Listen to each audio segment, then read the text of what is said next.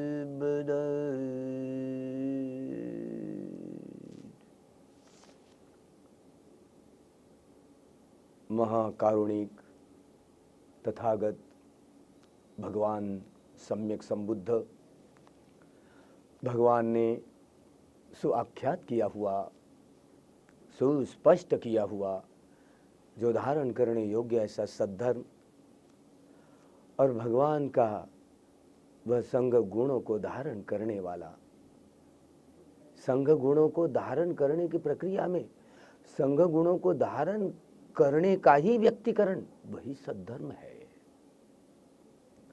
धर्म के गुणों का धारण करने का वही संग्रह, वही व्यक्तिकरण, वही सम्यक संबुद्ध है। भगवान ने जिस तरह ये धर्म स्वाख्यात सुस्पष्ट किया, न जाने जो जो मनुष्य या मनुष्यतर प्राणी इसको धारण करेगा, धर्म को धारण करेगा, बड़ा मंगल होगा, अपने सारे दुखों से छुटकारा पावेगा, मुक्ति की अवस्था तक ले जाए। क्या है धर्म? जिसे सत्य धर्म कहा जाता है, क्या है? यो धम्मं जानाति सो पटिच्च समुपपादं जानाति, यो पटिच्च समुपपादं जानाति सो धम्मं जानाति। क्या है धर्म? पटिच्च समुत्पाद ही धर्म है। जिसने पटिच्च समुत्पाद को जान लिया, धर्म जान लिया। जिसने धर्म जान लिया हो तो पटिच्च समुत्पाद की सारी कड़ियां, सारी यह सारी पटिच्च समुत्पाद की कड़ियां खोलने की सारी प्रक्रिया यही पठान स्पष्ट करती है, जो उजागर करती है। पटिच्च समुत्पाद को उजागर करने वाली ये कड़ियां है। क्या है पटिच्च समुत्पाद? जो भगवान ने स्पष्ट किया, स्वाख्यात किया। पटिच्च समुत्पाद कार्य कारण भाव जिसे कहा जाता है। क्या कारण, क्या परिणाम, क्या जो हो रहा है जिससे यह धर्म उत्पन्न होता है,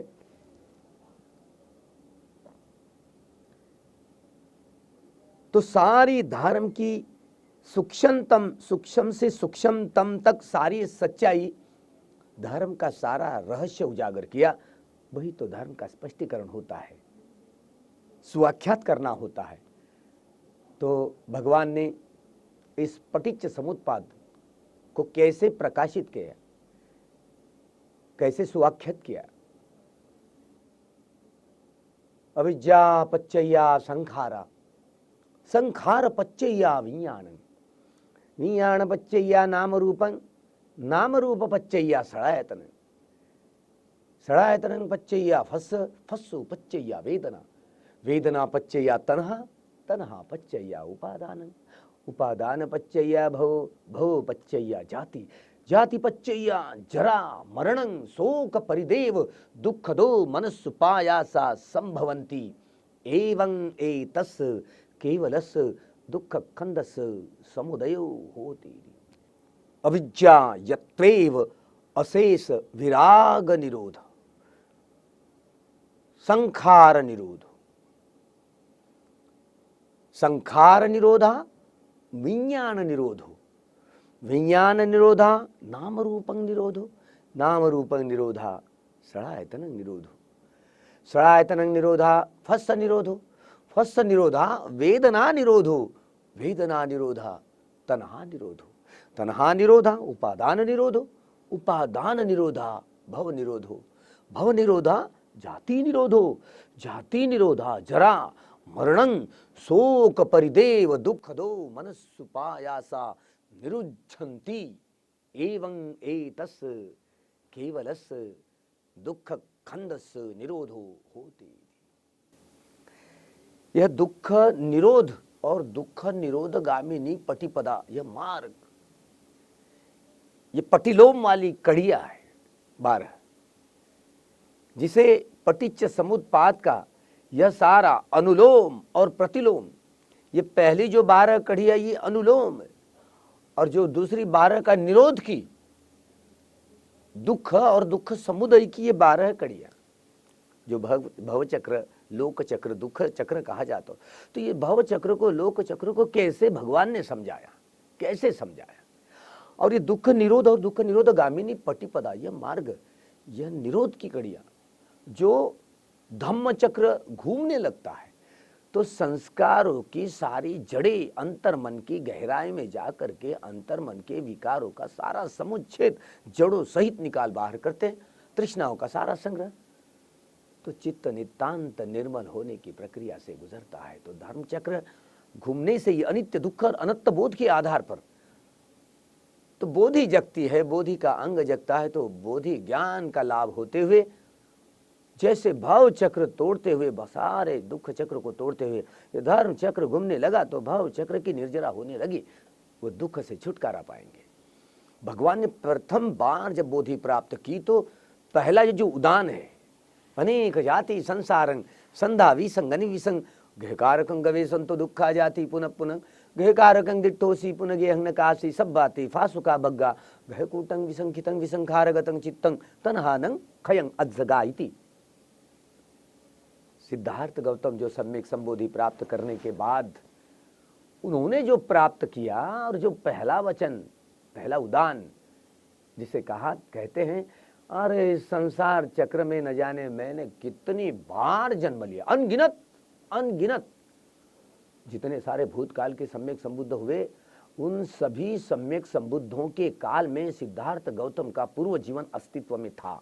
इतना ही नहीं, तो जब दीपांकर सम्यक संबुद्ध के जीवन में जो तापस सुमेध नाम का एक तापस रहते, तपने वाला होता है, तो उससे 4 असंख्येय 1,00,000 कल्प इतने जीवन से गुजरते हुए अपनी 10 पारमिताएं, 10 उपपारमिताएं, परमत्थ पारमिताओं को पूर्ण करते हुए फिर सिद्धार्थ गौतम, ये शुद्धोधन राजा और महामाया के ये इन घरानों में वह उन्होंने जन्म लिया। सिद्धार्थ गौतम उनका नाम रखा गया। तो न जाने कितनी सारी लंबी कहानी है, न जाने इस संसार चक्र में मैंने अनेक जन्म लिया, बार बार जन्म लेता रहा, बार बार यह तृष्णाओं का जो जंजाल है वो घर बांधते रहा।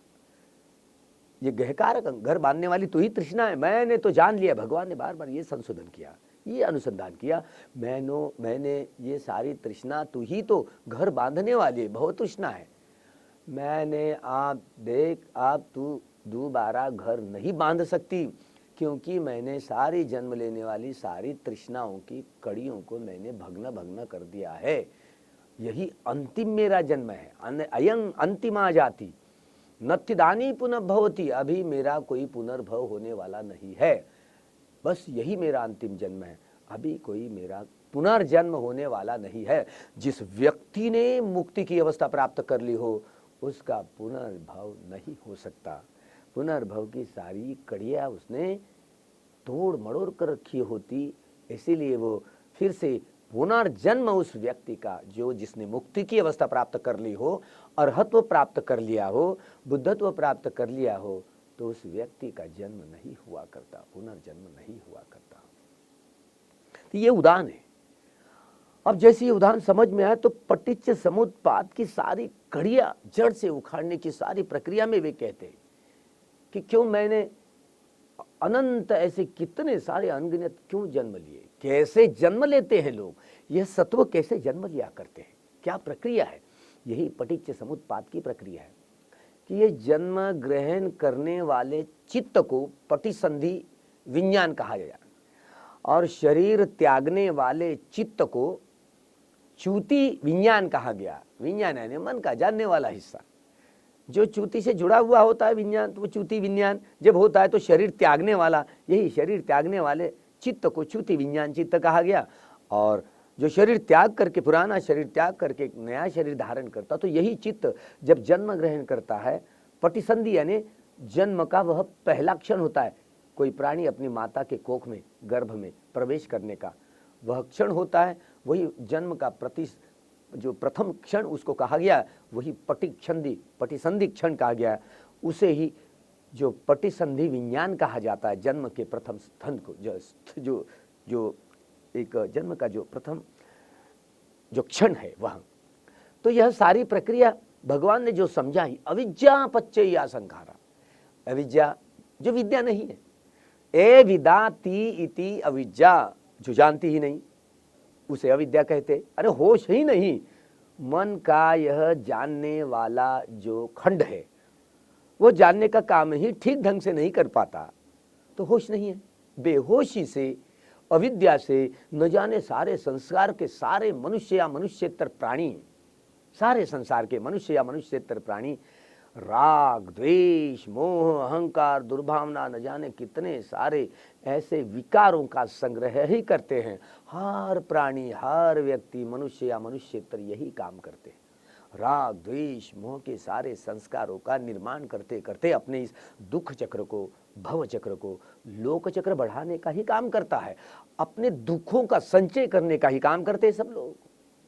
जो भी बुद्ध होता है, सम्यक संबोधि को प्राप्त करने वाले महापुरुष ऐसे 32 लक्षणों वाले होते हैं, तो यही अनुसंधान करते हैं धर्म का, सद्धर्म का, सत्य धर्म का, सारी प्रक्रिया को जान लेते हैं, सारे प्रकृति के रहस्य को ही जान लेते हैं। तो पटिच्च समुत्पाद की कड़ियों को स्पष्ट करते हैं, यही धर्म है, पटिच्च समुत्पाद ही धर्म है। अविद्या पच्चया संखारा, क्या है अविद्या? ये सारे प्राणी क्या करते हैं? अविद्या में क्या होती है अविद्या? ये अविद्या क्यों? अविद्या का क्या कारण है? जो दुख है, दुख समुदय है, दुख निरोध है, और दुख निरोध गामिनी पटिपदा, ये चारों अरिय सत्यों को जानने के अभाव को ही अविद्या कहलाई गई। जिसको चारों अरिय सत्यों का ज्ञान, दुख, दुख समुदय, दुख निरोध गामिनी पटिपदा, यह चारों आर्य सत्यों का ज्ञान जिसने जान लिया है, समझ जाना चाहिए कि विद्या उत्पन्न हुई, ज्ञान उत्पन्न हुआ, ज्ञान चक्षु उत्पन्न हुए। तो अविद्या में यानी बेहोशी में होश नहीं है, होश नहीं है, तो बेहोशी में जन्म लिया करते हैं, बेहोशी में जीते हैं और बेहोशी में ही मर जाते हैं। इसीलिए न जाने अनेक सत्व ऐसे मनुष्य जन्म हमें प्राप्त हुआ ना, तो इसका मतलब यह है क्या हुआ, क्यों हमें मनुष्य जन्म प्राप्त करने की क्षमता हुई, क्या संग्रह था, कौन से ऐसे पुण्य कर्मों का संग्रह था जिसे हमें मनुष्य जन्म प्राप्त करने को मिला। ये तो मामूली बात है कि हमारे माता पिताजी ने हमें जन्म दिया है, ये तो कोई भी कहेगा, लेकिन ये चित्त की उत्पत्ति माता पिता के हाथ में नहीं है, वे नहीं करते। क्योंकि ये तो सही बात है कि माता पिता ने जन्म दिया, ये तो स्थूल स्थूल लगता है, लेकिन गहराई में देखे तो ये जो जन्म लेने माता के कोख में प्रवेश करने वाला यह जो चित्त है, मन प्रधान है, मन प्रमुख है, मन मनोमय है। तो मन में पहली बात जो उत्पन्न होती है, क्या हुआ, तो ये अविद्या के मारे सारे प्राणी बेहोशी में जन्म ग्रहण करते हैं, तो अपाय गति में चले जाते हैं। हम मनुष्य लोक में जन्म लिया है, मनुष्य लोक में जन्म लेना यानी सुगति को प्राप्त करना है। यह मनुष्य जन्म में प्राप्त होने सुगति, तो हमारी सुगति हुई, सुगति हुई इसका मतलब है कि हमारा जो चित्त है, हमारी माताजी पिताजी ने नहीं उत्पत्ति की है हमारे चित्त की। यह चित्ता, ये सही बात है कि हमारे माताजी के और हमारे जो समान धातु कर्म है, जो एक दूसरे को खींच कर लेकर के आते हैं, जिसे ये पटिसंधि, माताजी भी जन्म देती है और हम भी, हमारा जो चित्त माताजी के कोख में प्रवेश करता है, तो एक समान धातुओं की वजह से एक दूसरे को खींच लेते हैं। जैसे चुंबक कैसे लोहे को खींच लेता है, वैसे उसी तरह क्या हुई प्रक्रिया। यह हम लोगों जिस अर्थ में मनुष्य का जन्म प्राप्त हुआ, इसका मतलब पुराना जो शरीर था, पुराना जो शरीर था वह जागृत रूप से हमें त्यागने की क्षमता प्राप्त हुई। पुराना शरीर जागृत रूप से, बड़े होश के साथ में। इसीलिए जागृतता क्या है, यह सांस है ना, सांस आ रहा है जा रहा है। पुराना जीवन जो था भूतकाल वाला, वह सांस को देखते देखते देखते देखते जानते जानते हमको मरण प्राप्त हुआ। या शरीर के भीतर अग्निवायु जल और पृथ्वी धातुओं के अणु रेणु परमाणु का जो प्रपंच है, चित्त धारा का जो प्रपंच है, उसी को अनित्य बोध को जगाते हुए शरीर त्यागने की क्षमता प्राप्त हुई। इसीलिए हमने हमारी माता के कोख में बड़ी सजगता के साथ में जन्म लिया और हमारी माता के कोख में प्रवेश किया। अब ये तो घटना हुई ना, हम हमारी माता के कोख में प्रवेश कर लिया। वही पुराना जीवन त्याग करके नए जीवन को ग्रहण करने के समय, ये नया जीवन ग्रहण करते समय जब माता के कोख में जो प्रवेश करने वाला वो जो चित्त है, वो 17वां चित्त है। एक रूप ब्रह्म, एक रूप लोक में, ये रूप यानी काया, अलग अलग प्रकार की काया को धारण करने वाले अलग अलग प्राणी होते हैं। हम मनुष्य प्राणी है, जब मनुष्य प्राणियों की काया धारण करने का ये जो चित्त होता है ना, चित्त जिसे कुशल विपाक जो सहगत संतीर्ण, कुशल विपाक सहगत संतीर्ण चित्त, यह चित्तों की उत्पत्ति नहीं होती तब तक मनुष्य जन्म प्राप्त करने की क्षमता नहीं होती। समझाएंगे आगे चलकर कि ये चित्त कैसे उत्पन्न होता। जब होश के साथ हमें जब जन्म लेने की प्रक्रिया से हम गुजरे, तो निश्चित रूप से मनुष्य या और ऊंचे लोगों में जन्म ग्रहण करने की क्षमता को प्राप्त किया करते। इसी तरह पिछला जो जीवन था उसमें सजग हो करके संवेदनाओं के उदय व्यय को जानते जानते शरीर त्याग किया। इसीलिए हमें यह मनुष्य जन्म प्राप्त हुआ। हमारे माता के कोख में प्रवेश करते समय हमने बड़े जागृत रूप से संवेदनाओं के उदय व्यय को जानते जानते जो माता जी के कोख में प्रवेश किया, यह नए जीवन का प्रथम क्षण होता है जिसे हम 9 महीने 9 दिन रहे माता के कोख में और बाहर आए 9 महीने 9 दिन के बाद, तो यह जीवन को प्राप्त किए। प्रक्रिया इसे पटिच्च समुत्पाद की कड़ियों को कैसे समझे, इस घटना को पटिच्च समुत्पाद की कड़ियों को कैसे समझे। न जाने संसार में लोकविदु कहा गया भगवान को। लोकविदु लोग सारे लोगों को जानने वाले, ये हजारों चक्रवाल है और एक एक उनका जो अनुसंधान है तो उनके अनुसंधान के मुताबिक हजारों चक्रवाल है और एक चक्रवालों में 31 प्रकार के लोग हुआ करते हैं, लोग रहा करते हैं।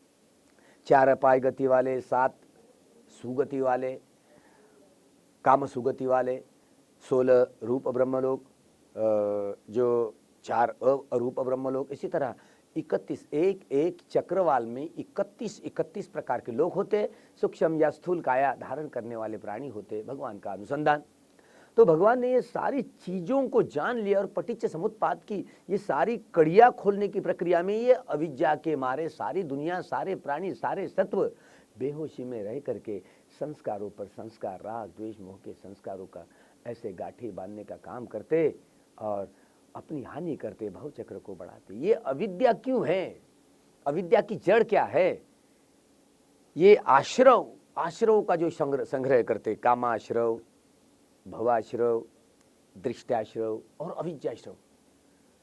ये कामावचर चित्त उत्पत्ति के बाद में जो न जाने काम के आश्रवों का संग्रह करने का काम ये अविद्या में रहते हुए यही काम किया, इसीलिए आश्रवों का संग्रह, कामाश्रव का कामाश्रवों का संग्रह कर लिया है जो अपाय गति में जाने वाला। दूसरी बात ये भव आश्रव, भव जन्म लेने वाली तृष्णाओं को ही भव आश्रव कहा जाता है। दूसरी बात ये भव आश्रव, भव जन्म लेने वाली तृष्णाओं को ही भव आश्रव कहा जाता है। जो भव आश्रव बार बार जन्म लेना, बार बार जो चित्त की चेतना रही जन्म लेना, तो वही जो भवाश्रव संग्रहित करते रहे। दृष्टाश्रव, मिथ्या धारणा, चित्त की जितनी सारी मिथ्या वैज्ञानिक धारणा जो सम्यक धारणा होती है, जिसे चारों आर्य सत्य को जानने की उम्मीदें रख सकते हैं।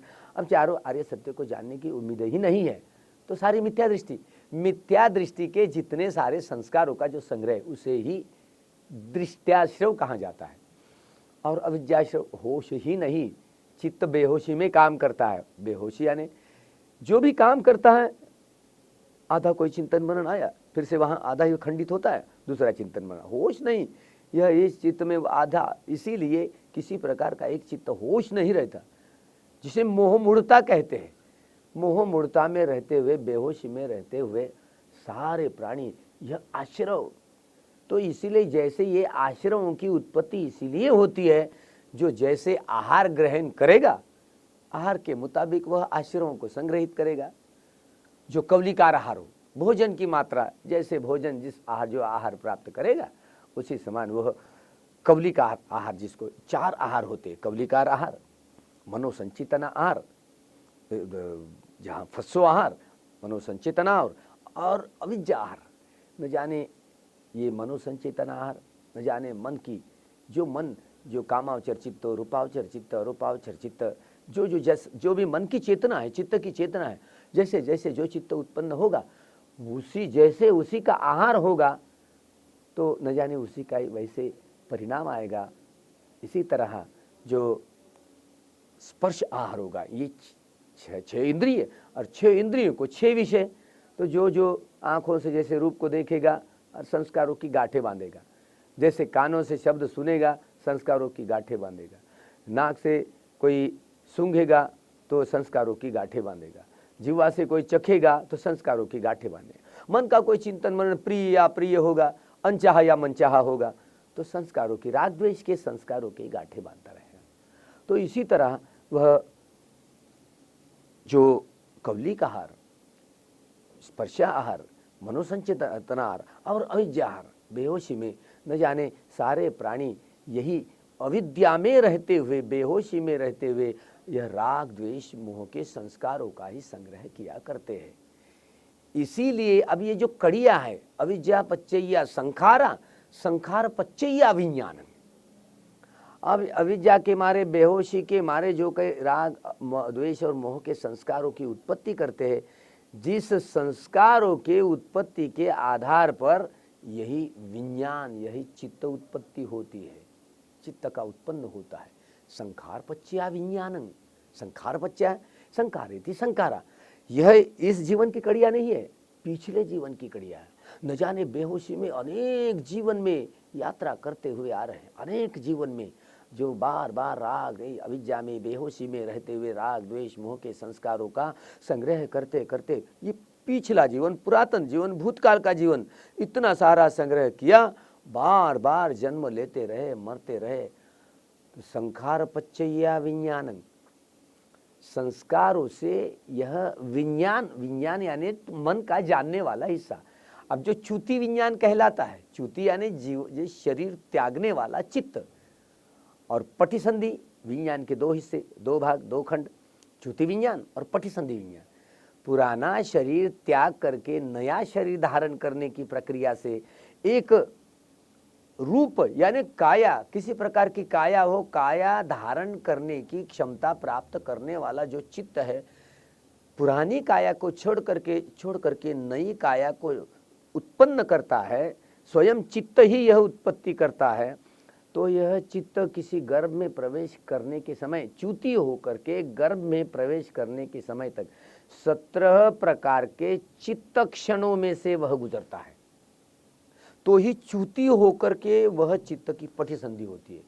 एक रूप भव में पढ़ने के लिए कोई सत्व हो, रूप भव यानी किसी प्रकार का शरीर धारण करते हो। जैसे कि हम मनुष्य लोग हैं, मनुष्य लोग पिछला जीवन जो था बड़ी सजग रूप से, जागरूक रूप से, सांस पर ध्यान रखते हुए सजगता से और शरीर के भीतर की सारी संवेदनाओं को सजग रूप से अनित्य बोध को जगाते हुए शरीर त्याग किया। इसीलिए नया जीवन हमें मनुष्य जन्म प्राप्त करने को बड़ी सजगता से मिला। इसीलिए यह फिर भी हम जो पुराना शरीर त्यागते हुए नए शरीर धारण करने की प्रक्रिया से जब गुजरे तो 17 प्रकार के चित्त उत्पन्न हुए, एक एक चित्त का एक एक क्षण। इसीलिए 17 प्रकार के चित्त क्षण बड़ी सूक्ष्मतम प्रक्रिया है। भगवान ने इस प्रक्रिया को खूब जान लिया है, यही जटिलता है पटिच्च समुत्पाद की। कैसे समझे? संखार पच्चया विज्ञान। अब मनुष्य तो जन्म हुआ, अब हमारा मनुष्य जन्म हुआ तो विज्ञान पच्चया नाम रूपं, अभी जैसे विज्ञान पच्चया नाम, अभी जैसे उत्पत्ति हुई, हम हमारी माता के कोख में रहे, 9 महीने 9 दिन रहे और बाहर आए तो रोते रोते बाहर आए, है ना सब लोग। तो जैसे बाहर आए तो पटिसंधि हुई ना। संखार पच्चया विज्ञानं, विज्ञान यानी मन का जानने वाला हिस्सा। अब वर्तमान का जीवन शुरू हुआ, ये वर्तमान जीवन शुरू हुआ। अब बाहर आए तो वर्तमान जीवन शुरू हुआ। तो ये भूतकाल की कड़िया, अब वर्तमान की कड़िया शुरू होगी, फिर और भी भविष्य काल की कड़िया शुरू होगी। अब इसी कड़िया का स्पष्टतः जो स्वाख्यात धर्म को किया है पटिच्च समुत्पाद की कड़ियों को, तो संखार पच्चय विज्ञान पच्चया नाम रूपं, नाम यानी मन, रूप यानी काया। तो ये विज्ञान के जरिए जो इस जीवन, यह जीवन मिला, यह सारी काया भी मिली और काया के भीतर यह चित्त। जैसे अपने माता के कोख से बाहर आ गए तो बढ़ रहे व्याधि रोग न जाने कितने सारे जर्जरा से निकल जाए और एक दिन तो मरना होगा। लेकिन ये जीवन प्राप्त हुआ, इसी जीवन में जो जो घट रहा है यह विज्ञान पच्चया नाम रूपं। ये नाम यानी मन के 4 हिस्से, जो वेदना ये मन का अनुभव करने वाला खंड होता है, संज्ञा या पहचान करके मूल्यांकन करने वाला प्रिय या अप्रिय, इसी तरह का मूल्यांकन करने वाला खंड होता है। संखार है प्रतिक्रिया करके राग द्वेष मोह की गांठें बांधने वाला खंड होता है और विज्ञान मन का जानने वाला खंड होता है। इसी प्रकार मन के 4 भाग ऐसे 4 प्रकार के काम करते रहते। और ये रूप से संस्पर्श होता है, रूप यानी काया। इस काया के भीतर अग्नि वायु जल और पृथ्वी धातुओं के अणु रेणु परमाणुओं का सारा प्रपंच। अब जो टसल्स होती है नाम और रूप के रहस्य को खोलना ही यही पटिच्च समुत्पाद की कड़िया है। अब नाम रूप पच्चया षडायतन है। अब जैसे नाम है और रूप है, क्योंकि कोई छोटे से बड़ा तक जो भी प्राणी हो, जब माता के गर्भ में प्रवेश करता है तो हृदय वत्थु यह केंद्र होता है मन का। इसलिए कोई प्राणी जो गर्भ में जब वृद्धि होती है तो पहले हृदय वत्थु की होती है, कोई प्राणी हो, क्योंकि ये केंद्र है। इसी तरह ये हृदय वत्थु को लेकर के सभी प्राणी उत्पन्न होते हैं, यह केंद्र होता है। जब ये नाम रूप के नाम रूपपच्चय्या षडायतनम, अब ये नाम रूप आया इसलिए 6 आयतन आए, ये आँख, ये कान, ये नाक, ये जिह्वा और मन, शरीर और मन, ये 6 आयतन, इसीलिए षडायतन कहे गए। 6 आयतन, 6 बाहर के आयतन, ये भीतर के आयतन। भीतर के आयतन है आँख, कान, नाक, जिह्वा, शरीर और मन, ये भीतर के आयतन हो गए। बाहर के आयतन, ये आंखों से जैसे रूप देखते, रूप ये बाहर का आयतन हो गया। जैसे कानों से शब्द सुनने में, तो शब्द ये बाहर का आयतन हो गया। जैसे नाक से जैसे जो गंध होती, सुगंध या दुर्गंध, तो उसे वो बाहर का आयतन, ये गंध दुर्गंधी जो भी है। और ये घ्राण है, तो यह घ्राण जिसे जो बाहर का आयतन जो होता है। इसी तरह ये जिह्वा, ये भीतर का आयतन होता है, बाहर का आयतन रस होता है, चखने वाला। और जहाँ ये शरीर है, शरीर ये आयतन होता है, स्पर्श किसी तरह किसी वस्तु का, व्यक्ति का, घटना का, किसी रंग रूप आकृति का, रोशनी का जो स्पर्श होता है, ये बाहर का आयतन होता है। और मन का ये मन होता है। मन जो कोई सारा जो भी दर्शन हुआ तो उस पर चिंतन मनन, ये बाहर का आयतन होता है, जिस पर चिंतन मनन होता है। इसी तरह ये षडायतन, 6 इंद्रिया और 6 इंद्रियों के 6 विषय, यही आयतन होते। इसी प्रकार षडायतनं पच्चय्या फस्सो, ये 6 आयतनों से जैसे इंद्रियों का किसी विषयों को स्पर्श हुआ, यही स्पर्श कहा जाता है।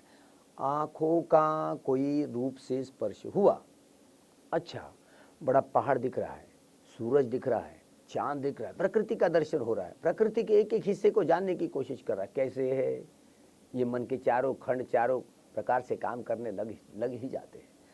तो भीतर ये प्रिय है या अप्रिय है, इसी प्रकार ये अगर अच्छा है तो चाहिए रे चाहिए, अगर बुरा है तो नहीं चाहिए। इसी प्रकार राग देश के संस्कारों का संग्रह ही करने का काम करता है इस षडायतन, ये 6 आयतनों से। षडायतन पच्चय, ये जैसे ये इंद्रियों का किसी विषयों को स्पर्श हुआ तो यही स्पर्श है। षडायतन पच्चया फस्सो पच्चया वेदना। अब जब आंखों से रूपों का स्पर्श होता है तो किसी न किसी वेदना होती है, संवेदना हो, सुखद हो, प्रिय हो, अप्रिय हो, किसी प्रकार की वेदना। इसी वेदनाएं 3 प्रकार की होती है। तो वेदनाएं यह सुखद होती है, वेदनाएं दुखद होती है, अदुखा असुखा। अदुखा सुख भी नहीं और दुख भी नहीं, माने न्यूट्रल वेदना होती है। होश नहीं रहता है कि सुख की है या दुख की है, न दुख न सुख। कैसे कहा, ये सुखद वेदना इतने तेज रफ्तार से बदलती है, वो दुखद वेदना में परावर्तित होती है। और दुखद वेदना इतनी तेज रफ्तार से बदलती है, वो सुखद वेदना में परावर्तित होती है। सुख है या दुख है पता नहीं चलता, इसलिए अदुखा असुखा कही गई है, होश नहीं रहता, इसीलिए उसको न्यूट्रल वेदना कही जाती है। इसलिए सुखद वेदना, दुखद वेदना और अधुका असुखा ये शरीर के भीतर की हो गई। और जो अभिधर्म के अनुसार 2 और भी चैतसिक वेदनाएं कही जाती है। चिंतन मनन, मन में बड़ा प्रसन्न चित्त से कोई बड़ा अच्छा चिंतन मनन, प्रिय चिंतन मनन चला तो सौमनस्यता चित्त में पनपती है। और चित्त में जो अप्रिय जो चिंतन मनन चला, अनचाहा चिंतन मनन चला, तो बड़े दौर्मनस्य ये जागता है, तो बड़ी दुर्भावना जागती है। तो दौर्मनस्य ये वेदनाएं होती है चित्त के भीतर की। इसी तरह सुखद वेदना, दुखद वेदना, दुखा सुखा वेदना, यह चेतसिक, सौमनस्य वेदना और दौर्मनस्य। इसी प्रकार 5 प्रकार की संवेदना। वेदना पच्चय्या तन्हा, जिसे यह वेदना आई, प्रिय वेदना आई, तो गांठे बांधने का, राग की गांठे बांधने का काम करेंगे। जैसे कोई इमली ऐसे चूस रहा हो हमारी नजर के, अब हमने तो जान लिया, अरे ये तो ऐसे जुबान को कैसे रस चखेगा, इधर पानी ऐसे मन में भर, इधर कैसे इतना रसास्वादन किया है ना पहले इमली की, कैसी खट्टी खट्टी, तो इधर धीरे धीरे ऐसे इधर इतनी तृष्णा बढ़ेगी, इधर इधर प्रक्रिया शुरू होगी। कुछ नहीं, स्पर्श हुआ ना, फसो पच्चे वेदना पच्चे या तन्हा। जो तृष्णाओं की जो उत्पत्ति होती है वेदनाओं के सहारे सहारे। प्रिय वस्तु देखी तो राग की संस्कारों, अप्रिय वस्तु देखी तो द्वेष के संस्कारों को निर्माण करते करते वही चाहिए रे चाहिए और नहीं चाहिए रे। तो इसी प्रकार राग द्वेष की यही काम तृष्णा, भव तृष्णा और विभव तृष्णा को संग्रहित करने का ही काम हर प्राणी करता है, मनुष्य या मनुष्यतर प्राणी। तो यही है भव। तन्हा पच्चया उपादान। तन्हा ये तृष्णा होती है, यह काम तृष्णा 36, भव तृष्णा 36, विभव तृष्णा 36, 108 प्रकार की तृष्णा है। उनकी सारी संख्या बढ़ाने विश्लेषण किया तो 1500 प्रकार की तृष्णाओं का। कितनी तृष्णाओं, ये तृष्णाओं के जरिए तन्हा पच्चया उपादानन, ये तृष्णा ही जन्म ग्रहण करने का यह समग्र रूप है जिसे जन्म होता है। बार बार उपादान, उपादान यानी टू आसक्ति, जो अटैचमेंट होती है, जो जिस उपादान या अटैचमेंट होती है, यह आसक्ति होती है। किसके उपादान? ये 5 उपादान, 5 प्रकार की जो आसक्ति है, रूप, वेदना, संज्ञा, संखार और विज्ञान। यह रूप यानी 3.5 हाथ की काया, अपनी काया, जिसे मैं मेरा मेरा कहते जा रहे हैं। कुछ भी नहीं है मेरा, लेकिन इसके प्रति बड़ी आसक्ति है, हमारे शरीर के प्रति, हमारे मन के प्रति। वेदना, संज्ञा, संखार और विज्ञान। उपादान पच्चया भव, इसी आसक्ति के मारे ये सारे भव यानी सारी उत्पत्ति की प्रक्रिया है। जन्म ग्रहण करने का जो संग्रह होता है ना, उसी को ही भव कहा जाता है। तो जन्म ग्रहण करने की सारी प्रक्रिया, माता पिता जरूरी है, और वो सब जैसे सभी प्रकार की जन्म देने की प्रक्रिया से सारे परिपूर्णता का जो अवशेष जो संग्रह होता है, वो भी संग्रह जरूरी होती है। माता इतिमती होना, रीतिमती होना, या परिपक्व बीजाणु जो पुरुष लिंग के होना, ये जरूरी हो जाती बातें सभी। इसी तरह जो पटिसंधि यानी जन्म लेने की प्रक्रिया में जो जो संग्रह होता है, उसी को भव संस्कार कहा जाता है। न जाने यह उपादान पच्चया भव, जिससे सारे आसक्ति के मारे यह शादी ब्याह ये प्राणी करते हैं, और जिसे यह जन्म देने की प्रक्रिया को, यही जन्म देने की सारी प्रक्रिया यही भव संस्कारों का संग्रह, भव पच्चया जाति। इसीलिए यह जन्म होती है जाति, भव पच्चया जाति, इसलिए जन्म होता है। अब ये जन्म हुआ, जन्म भव पच्चया जाति। अब यहाँ वर्तमान की कड़िया शुरू है अभी। अब जन्म होता है जाति पच्चया, अब बुढ़ापा आएगा, जरा मरणं, मर भी जाएंगे, मरना ही है। जब एक बार जो कोई सत्व जन्म लिया है तो मरना ही है। बुढ़ापा आएगा, मरण आएगा, जरा मरणं, शोक, न जाने कितना दुख ही दुख, कितना शोक दुख दे, शारीरिक दुख, मानसिक दुख, कितनी व्याकुलता, संदेह, देख, जैसे शोक परिदेव दुख दो मनुष्य पाया सा संभवंती, इतना सारा संस्कारों का संग्रह। यह कड़िया अभी वर्तमान की नहीं रही। आप ये इस जीवन में अगर यही संग्रह करते रहेंगे, भव संस्कारों का संग्रह करते रहेंगे, तो वह फिर से और अगले जन्म का यही संस्कारों का संग्रह होगा, जिससे और भी जाति होगी। तो ये भविष्य काल की कड़िया शुरू हो गई। अभी मरण आ गया, भविष्य काल की कड़िया। हम मुक्ति की अवस्था प्राप्त कर लिए तो, अरहंत प्राप्त कर लिए तो फिर दोबारा जन्म नहीं हो सकता। पटिच्च समुत्पाद की यही कड़िया है।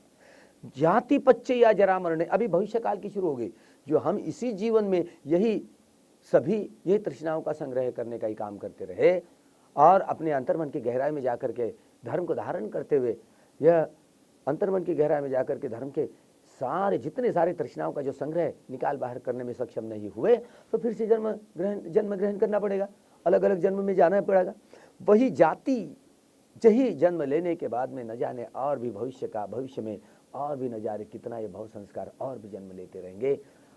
तो इसी का अगर अध्ययन करते करते अनुभूति के आधार पर सुना है, चिंतन मनन किया, प्रत्यक्ष भावित किया, जब विपश्यना यह सार्वजनीन कम्मठान को ग्रहण करता है, अपने मन को वश में करता है, शील का पालन करता है, 5 शीलों का जो व्यक्ति गृही हो, किसी संप्रदाय को चाहे अपने आप को हिंदू, बौद्ध, जैन, सिख, इस्लाम, ईसाई, इस देश के, उस देश के, यहूदी हो, काले, गोरे, ब्राह्मण, किसी वंश के, किसी वेशभूषा वाले, किसी बोली भाषा वाले हो, क्या फर्क पड़ता है? सभी मनुष्य समान है, एक समान है। इसलिए जिसने जिसने इस सद्धर्म को धारण किया तो जो एक एक कदम चलना आसान हुआ। अब इसका निरोध अविद्या यत्वेव अशेष विराग निरोध, संखार निरोध, जिससे ये अविद्या टूटी, चारों अरिय सत्यों का ज्ञान, अनित्य का बोध, जैसे वस्तु है ना, वस्तु के भीतर के रहस्य को बाहर निकाल, स्पष्टतः समझाना है, तो उसका संश्लेषण, विश्लेषण, विघटन और विभाजन करते करते करते अंतिम सच्चाई तक सारी बाहर आ जाती है, अंतिम सच्चाई। इसी तरह यही अविद्या यत्वेव, अब ये धर्म चक्र घूमने लगा तो भव चक्र टूटने लगा। सब्बे संखारा अनिच्चाति, सब्बे संखारा दुखाति, सब्बे धम्मा अनत्ताति, यदा पඤ्ඤाय पश्यति अथ निबिन्दति दुखे ए समग्रो विशुद्धिया। इसी तरह यह निरोध होता है अविद्या का, ये अविद्या की कड़ी का। जैसे विद्या उत्पन्न होती है, वेदना पच्चैया पඤ्ञा, अप्रज्ञा जगती है। वेदना पच्चैया प्रज्ञा, वेदना पच्चैया पඤ्ञा। अब भीतर जैसे प्रज्ञा जगी, अब वेदना पच्चैया तना, तृष्णाओं के आधार पर जब हम ये तृष्णाओं का संग्रह कर रहे थे और भी मन भोक्ता भाव में रहता है, बेहोशी में, अब होश आ गया, बड़ी सजगता आ गई। मन को वश में करने की यह नैसर्गिक शुद्ध स्वाभाविक सांस पर काम करते करते करते यही क्षणिक समाधि से उपचार समाधि और उपचार समाधि से जो अर्पणा समाधि जैसे प्राप्त की, विखंबन प्रहान को जब प्राप्त करते हैं तो अंतर्मन की गहराई में जाकर के अंतर्मन के विकारों का जितना सारा मैल का संग्रह निकाल बाहर करते, समुच्छेद निकाल बाहर करते हैं। तो ये निकाल बाहर करने की सारी प्रक्रिया से जैसे जैसे कोई व्यक्ति गुजरता है तो यह कड़िया टूटता है। जैसे अविद्या कटी, अविद्या के संस्कारों की निर्जरा हुई, संखार निरोध, संस्कारों की निर्जरा। जैसे अविद्या कटी, अविद्या के संस्कारों की निर्जरा हुई, संखार निरोध, संस्कारों की निर्जरा। वेदना प्रज्ञा जगी तो संस्कारों की, वीत रागी, वीत द्वेषी, वीत मोही। सुखद वेदना आई तो राग नहीं, अभी दुखद वेदना आई तो द्वेष नहीं, अदुखा असुखा वेदना आई तो मोह मूर्ता नहीं, अभी वीत रागी, वीत मोही, वीत द्वेषी, इसी प्रकार का चित्त उत्पन्न होगा। यह हेतु होगा। यह लोकोत्तर चित्त जैसे उत्पत्ति होती है तो न जाने यही वर्तमान जीवन में, यही जीवन में जो जीवन धारा चलती है तो हम इसी जीवन में मुक्त होने की क्षमता को भी प्राप्त कर सकते हैं। जो अगर 10 पारमिताओं के घड़े भर गए हो तो निश्चित रूप से कल्याणकारी मित्र, कल्याणकारी गुरु साथ में हो, पारमिताओं के घड़े भर गए हो तो इसी जीवन में बड़ी मेहनत, कड़ी मेहनत करते करते मुक्ति की अवस्था को प्राप्त कर सकते। कड़ियाँ टूटिए, अविद्या वेदना पच्चैया तन्हा, जो अविद्या जैसे राग द्वेष, वीतरागी, वीतमोही, वीतद्वेषी, ये जैसे चित्त उत्पन्न हुआ तो जन्म, बिल्कुल जन्म लेने की प्रक्रिया से गुजरेंगे भी। वेदना पच्चैया पज्ञा, जैसे प्रज्ञा जगी तो सारे अविद्या से लेकर के जन्म, सारी जन्म लेने का जितना सारा भव संस्कार की सारी कड़िया को तोड़ मरोड़ करके फिर से जन्म नत्थी दानी पुनः भवति। यह सारी प्रक्रिया कैसे समझेंगे? ये पुरातन जीवन का जो अतीत, ये 17 प्रकार के चित्त, पुराना शरीर त्याग करके नए शरीर को धारण करने की प्रक्रिया है। वे 17 चित्त उत्पन्न होते हैं तो 17 चित्त के एक एक क्षण, चित्त का क्षण किसे कहते हैं? चित्त का क्षण। जैसे ऐसे चुटकुली बजा दी, एक घटना हुई, मतलब एक क्षण में जैसे चुटकुली की आवाज कुछ देर सवेर रही और बंद हो गई, तो यह उत्पत्ति का क्षण। और जो उत्पन्न होने के बाद में जो स्थिति उत्पन्न होती है उस स्थिति का क्षण, और वह स्थिति देर सवेर रहती बदल जाती है, भग्न होती है, भंग होती है, तो वह भंगत्व का क्षण। इसी तरह उत्पत्ति का क्षण, स्थिति का क्षण और भंग का क्षण, यह तीनों क्षण मिलकर के एक चित्त क्षण उत्पन्न होता है। बड़ी इसका गरिमा देखिए, इसकी बारीकी जो है बड़ी देखिए सूक्ष्मता से देखिए। ये उत्पत्ति का क्षण, स्थिति का क्षण और भंग का क्षण, ये तीनों क्षण मिलकर के एक चित्त क्षण तैयार होता। अब जैसे कोई एक आदि कोई चीज उत्पन्न होती है ना, अनेक वस्तुओं के संग्रह से जैसे चीजों की उत्पत्ति होती है, ये चित्त कैसे उत्पन्न होता है, ये चित्त का एक एक क्षण चित्त का कैसे उत्पन्न होता है, और जो अनेक क्षण मिलकर के एक चित्त कैसे उत्पन्न होता है। इसी तरह अलग अलग चैतसिकों, चित्तवृत्तियां है, इकट्ठा आकर के एक एक चित्तों की जैसे उत्पत्ति होती है, हम इसी प्रक्रिया को जाने। यह अतीत भवंग चित्त कहा गया है। अतीत यानी भूतकाल वाला, भवंग यानी हृदय वस्तु। जो अतीत भवंग चित्त पुराने शरीर के पुरानी अवस्था में, पुराना जीवन में जो भी कर्म संस्कारों का संग्रह जो था, वही शरीर त्यागने के समय में कैसी कैसी वैज्ञानिक प्रक्रिया होती, शरीर त्यागने से नए जन्म ग्रहण करने की प्रक्रिया, ये पटिच्च समुत्पाद की। तो अतीत भवंग चित्त, उसका एक क्षण उत्पन्न होता है, एक क्षण काम करता है। क्या काम करता है? पुराने जीवन में जो शरीर होता है और वह चित्त की जो धारा चलती है, शरीर त्यागने के समय में जो घनीभूत कर्म होते हैं भूतकाल में, वही उभर करके सामने आते हैं। वही चित्त का एक क्षण जो भूतकाल का अतीत भवांग चित्त क्षण का है, एक चित्त क्षण काम करता है शरीर त्यागने की प्रक्रिया में। दूसरा चित्त उत्पन्न होता है, उसका एक क्षण काम करता है भवंग चलन चित्त। भवंग यानी हृदय वस्तु। जब ये पुराने शरीर के जो चित्त में काम करता है, नाम रूप जो रहता है पुराने शरीर में, जो चित्त काम करता है, तो घनीभूत कर्मों के संस्कारों को लेकर के जो चित्त संग्रह उभर करके सामने आता है, अतीत भवंग चित्त, तो वह उदय होता है और नष्ट भी होता है। उसका एक क्षण काम करता है, तो बड़े घनीभूत वेदनाओं को लेकर के सामने आता है।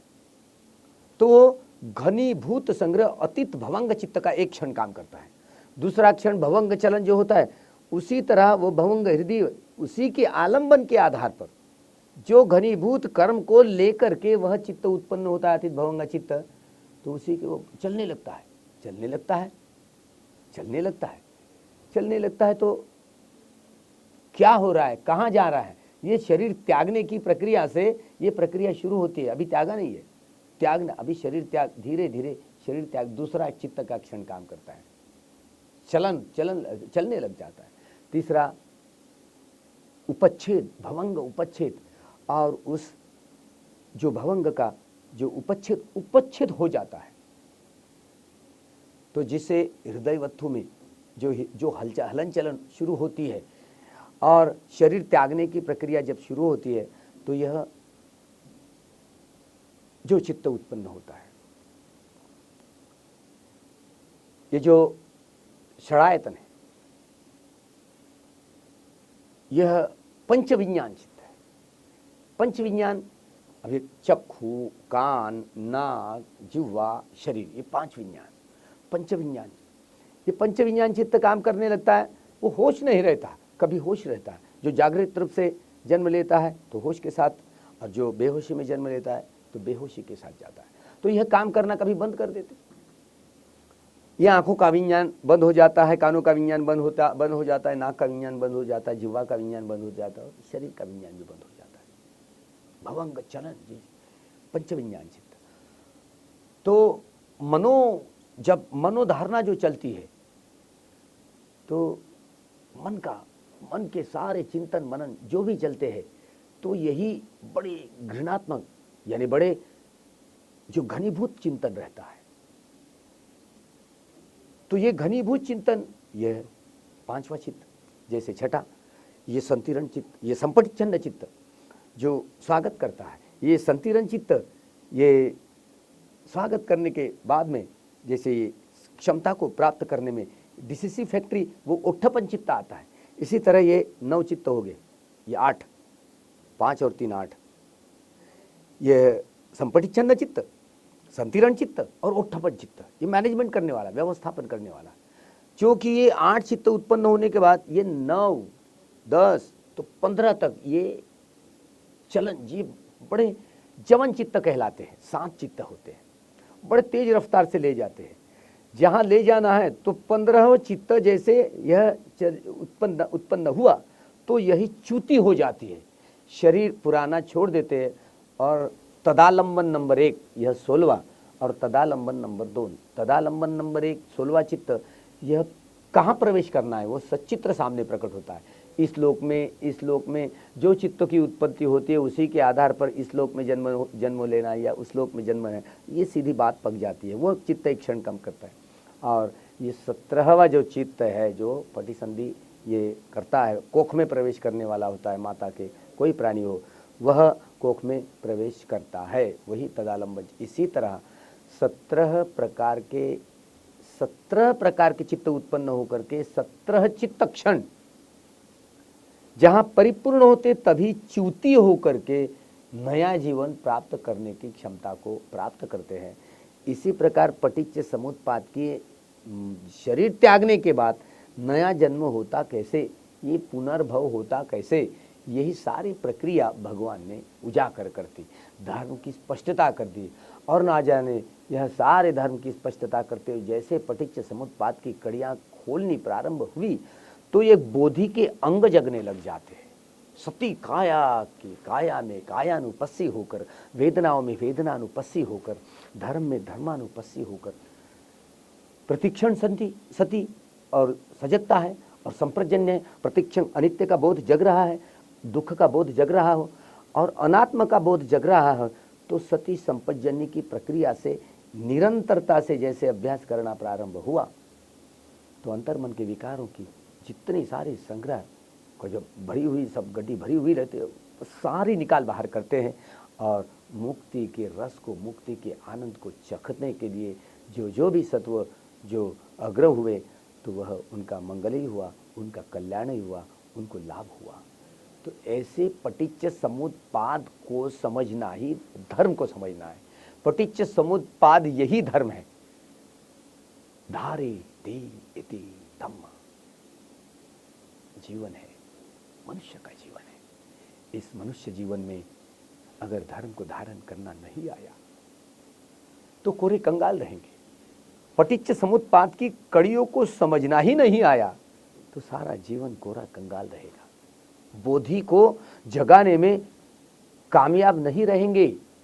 इसीलिए अपने आप को किसी संप्रदाय वाले, कोई किसी देश के हो, किसी भेष वाले, किसी बोली भाषा वाले हो, क्या फर्क पड़ता है। जो धर्म को धारण करता है, शील समाधि और प्रज्ञा, शील समाधि प्रज्ञा, यही धर्म है, यही बोधि है जो भीतर अपनी बोधि को जगाएंगे, मुक्ति की अवस्था को प्राप्त करेंगे। धर्मचारी बनोगे, धर्मचारिणियां बनोगे, खूब मंगल होगा। भगवान में इसी तरह 46 वर्षावास करने के बाद में 46 सारे पूरे जीवन के अंतिम क्षण तक इस सद्धर्म का प्रचार प्रसार करते रहे, धर्म को बांटते रहे। जो इस धर्म के संपर्क में आए, बुद्ध के संपर्क में आए, इस सद्धर्म के संपर्क में आए, भिक्षु संघ के संपर्क में आए, उनका सबका मंगल हुआ, सबका कल्याण हुआ, अपने अपने दुखों से छुटकारा पा करके मुक्ति की अवस्था को प्राप्त किया, सारे दुखों से छुटकारा पाया। खूब मंगल हो, खूब कल्याण हो। जो इस धर्म सभा में आए हो, अपने अपने दुख, जैसे मेरे दुख कटे सबके दुख कट जाए, जैसे मेरे दिन फिरे सबके दिन फिर जाए, सुख ही सुख, सारा दुखों का नामो निशान खत्म हो, सुख ही सुख, ऐसा सुख प्राप्त करे जो कभी खत्म नहीं हुआ करता, नित्य का हो, निर्वाण का हो, मुक्ति का रस जगे। खूब मंगल हो। थोड़ी देर मेत्ता भावना का अभ्यास करते हुए हम इस धर्म सभा को विराम देंगे। सभी सम्यक संबुद्धों की, पच्चेक बुद्धों की, अरहत सत्वों की, निर्वाण सत्वों की करुणा और मैत्री का झरना सारे विश्व के सारे मनुष्य और मनुष्यत्व प्राणियों पर बहे, सारे प्राणी अपने दुखों से छुटकारा पाए, ब्रह्म विहार करे, धम्म विहार करे, ब्रह्म विहार करे। दुखी देख करुणा जगे,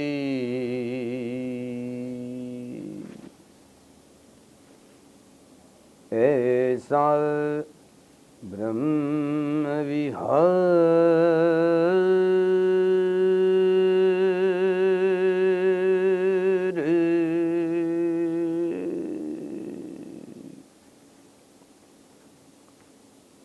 दुखी देख करुणा जगे,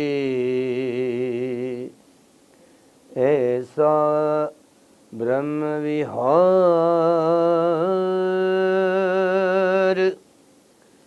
सुखी देख मुदिता जगे,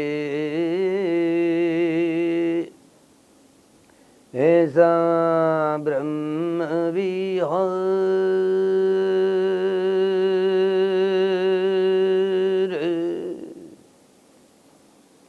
सबके प्रति मैत्री जगे,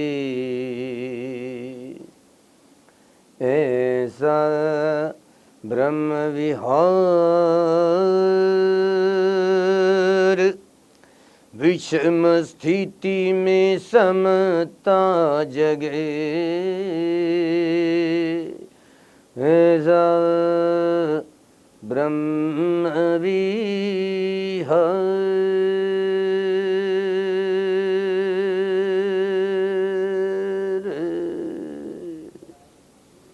सबके प्रति मैत्री जगे,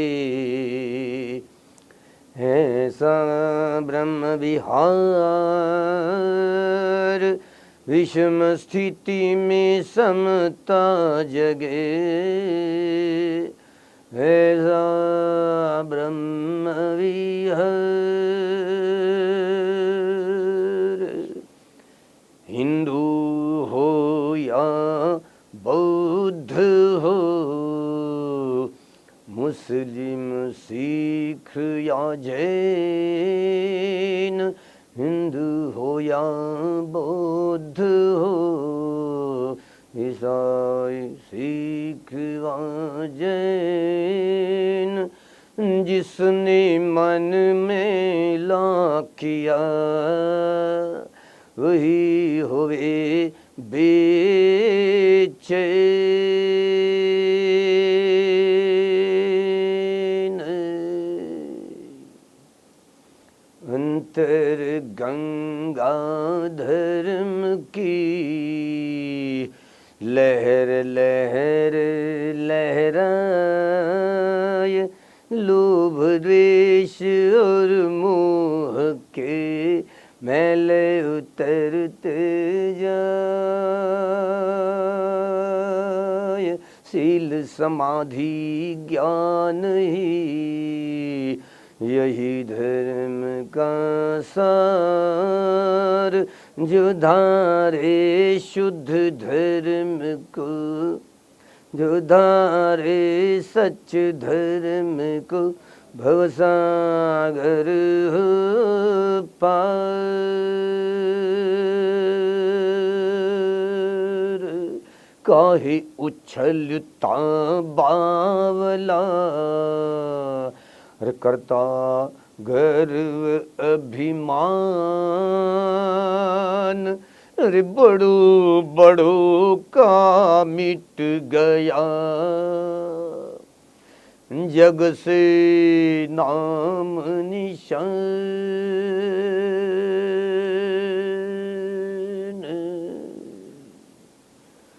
दुखियाँ रे दुख मुक्त हो, भय त्यागे भयभीत, बैर भाव छोड़ सब लोग, करें परस्पर प्रीत। दुखियां रे दुख मुक्त हो, दुखियां न रहे कोय, रोग शोक भय भव सबके मिटे, जन जन सुखिया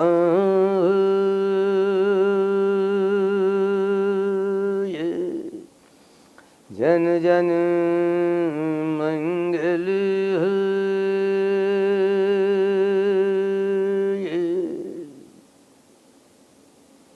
सबका मंगल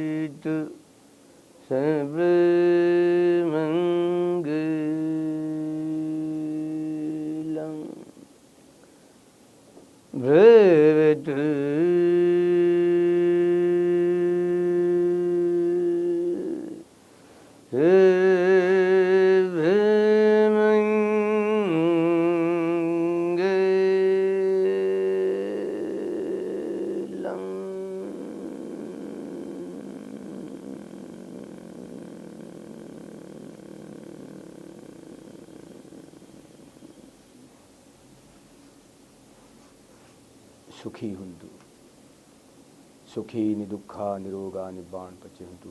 सबका मंगल हो, सबका कल्याण हो, सबकी स्वास्थ्य मुक्ति हो, स्वास्थ्य मुक्ति हो, स्वास्थ्य मुक्ति हो। सुखी।